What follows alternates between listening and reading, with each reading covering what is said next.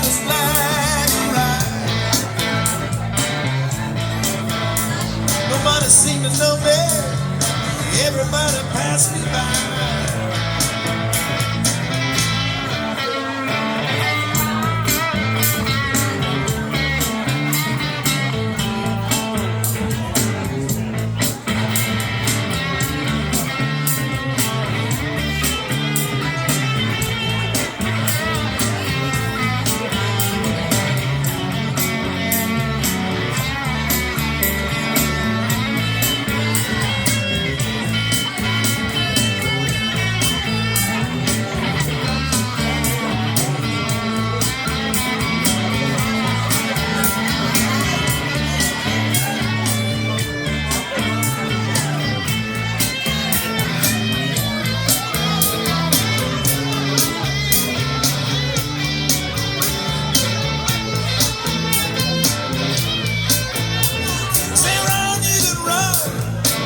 Tell my friend Willie Brown, I say run, you can run. Tell my friend Willie Brown. So I'm standing at the crossroads, I believe I'm sinking down.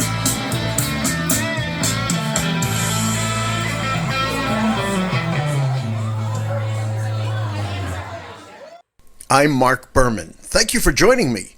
On today's podcast, I speak with a legend, Jack Bruce.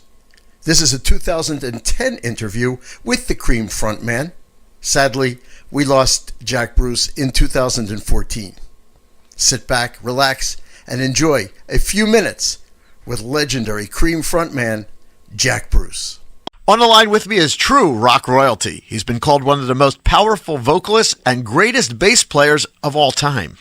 Besides vocals, he was the main composer and bass guitarist for Cream.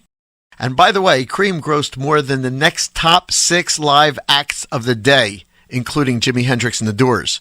Then Cream went on to sell, 35 million albums in just over 2 years. They were awarded the first ever platinum disc for Wheels of Fire. My guest collaborated with names like, Robin Trower, John McLaughlin, Frank Zappa, Tony Williams, John Mayall. He formed West Bruce and Lang, recorded with Parliament Funkadelic's Bernie Worrell, performed in Ringo Starr's All-Star Band, and so many more. In 2005, he reunited with Ginger Baker and Eric Clapton for a series of concerts at Royal Albert Hall and Madison Square Garden, but you knew that. And this received worldwide attention and some of the most talked about concerts in recent memory. The website is jackbruce.com. Please welcome the legendary Jack Bruce. Welcome. Well, thank you very much. After all that build-up, I don't know what I can say, really, except hello. You know, I have to tell you something. In compiling this, I'm thinking to myself, I'm slighting you because there is so much to Jack Bruce that the intro would be the entire 10 minutes. So we're going to try and cover some of that with this. Right. Well, you carry on, man. I'm all ears, as they say. Was the bass guitar your first instrument?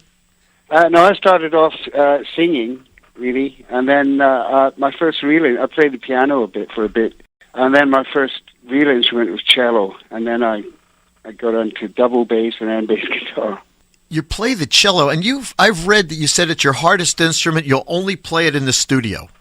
It's something that you really have to, devote your life to, really. You can't just play a bit of cello, It's something you really have to focus in on if you want to do it properly. And I've got too much respect for the instrument to actually play it much. I have played it on stage a couple of times, but yeah, in the studio it's fine.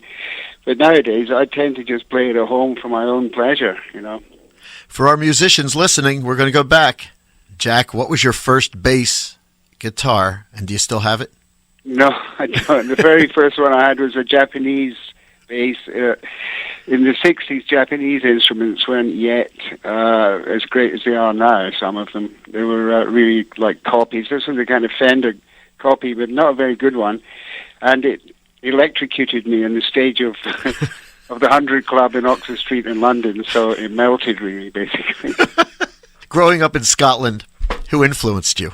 Well, I was really into the great jazz bass players when I was very young. People like Percy Heath, sort of Oscar Pettiford, just all the different, Ray Brown. The list is sort of endless, really. Those are the guys that Charles Mingus. Those are the guys that I was really into at the time, and then in turn turned me on to, especially Mingus. He turned me on to more kind of blues influenced stuff. Where'd you meet Ginger Baker and Eric Clapton? Ginger I met when I was playing in Cambridge University when I was 17. Wow. And he was playing there, and I sat in with the band there, and that's how I got to meet Ginger. Eric was the first time I played with him was a jam that we did at the Windsor Festival. There was all sorts of people sort of just jamming, and that was the first time. And then I played with him a little bit with John Mayall, who I was with for a short time. Yeah, you were with the Blues Breakers. Yeah, that was when I first played with Eric, yeah. It's crazy. Everybody in a band, 17 years old, they rehearse usually in people's garage. Where'd you rehearse? Well, I was a professional from 17. I didn't really do rehearsing in that way. I was out making a living as soon as I kind of could, because that's the way I was doing it. I didn't have a band that rehearsed. We were actually all just professional musicians trying to do new things. With Cream, we first played together in Ginger's house, his little house in a place called Neasden in London, and then we went to a kind of school, a church hall really, where we rehearsed for a little while. For my audience to sit back and hear what you just said, that you would Cream rehearsed in Ginger Baker's house. Well, we didn't rehearse. We just got together. That was the first time we played. We wanted to see if it was going to work. Right. As a band, and so we set up in his little front room. That's an amazing thought. And we opened they had these sort of windows. We opened the windows, and all these kids were coming up.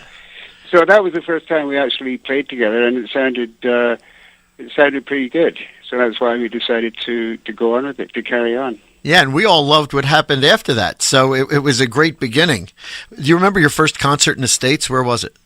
First one in the States was the Murray the K show at the Paramount Theatre, I think it was.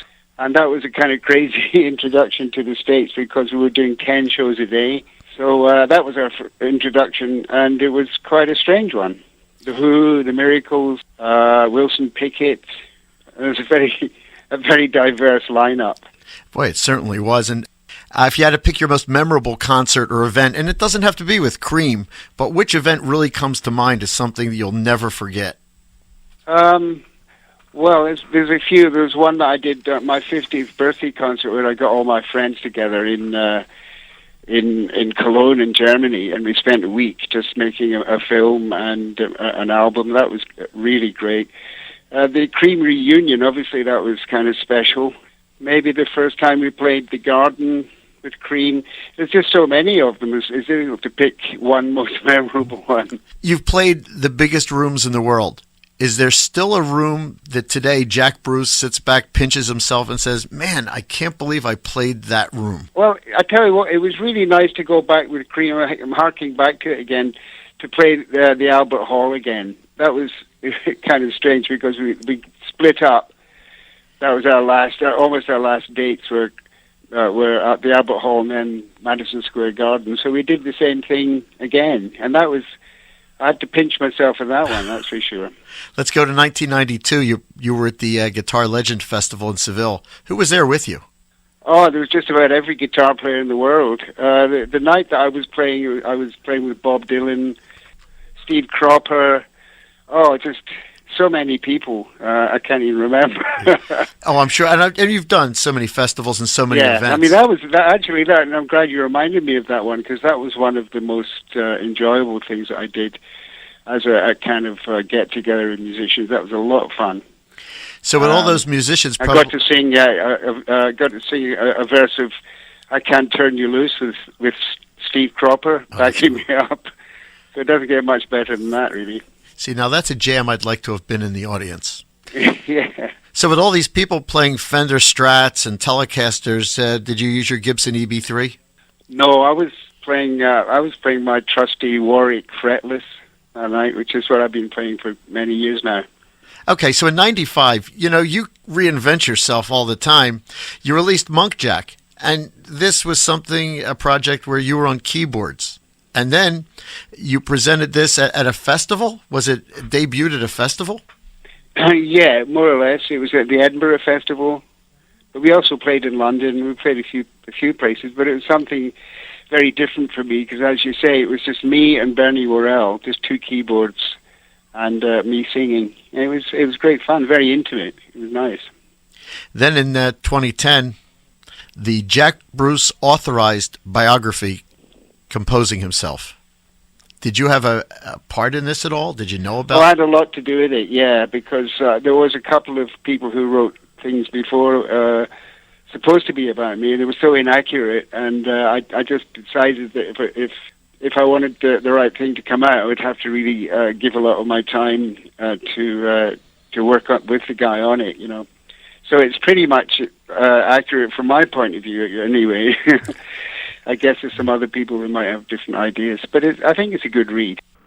I want to thank Jack Bruce, and to have you on the show is actually an honor for me and for all of my listeners, a very big treat. I thank you so much for coming on. Well, it's a very great pleasure for me, Mark, and I hope to see you all there tomorrow night. You bet. Well, in fact, I'll be there tomorrow night. Excellent. We listen to the Mark Berman radio show. Why? Most of what we find on terrestrial radio to be stale and pretty much sucks. The Mark Berman Show sucks less. Listen anywhere. We live in Los Angeles and listen at BermanLive.com. Mark Berman is a major minor celebrity in Atlantic City.